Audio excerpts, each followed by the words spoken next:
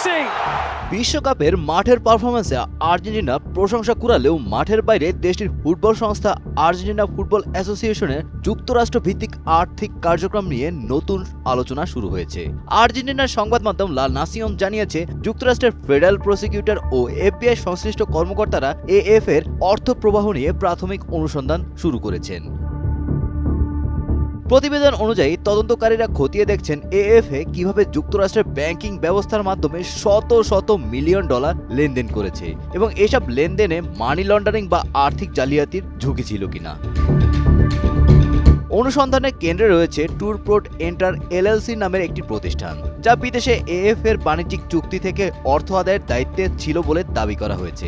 লা নাসিওনের তথ্য অনুযায়ী প্রতিষ্ঠানটি যুক্তরাষ্ট্রের 5টি আর্থিক প্রতিষ্ঠানে থাকা হিসাবের মাধ্যমে অন্তত 260 মিলিয়ন ডলার ব্যবস্থাপনা করেছে। এর মধ্যে 57 মিলিয়ন ডলারের কিছু লেনদেনের অর্থনৈতিক ব্যাখ্যা নথিতে স্পষ্ট নয় বলেও প্রতিবেদনে উল্লেখ করা হয়েছে।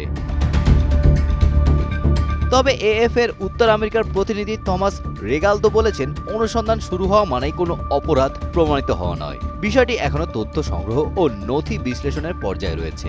মার্কিন বিচার বিভাগ এ বিষয়ে কোনো মন্তব্য করেনি। অনুসন্ধানটি আনুষ্ঠানিক ফৌজদারি তদন্তের রূপ নেবে কিনা সেটিও এখনো নিশ্চিত নয়। Golam Rabbani, Times today.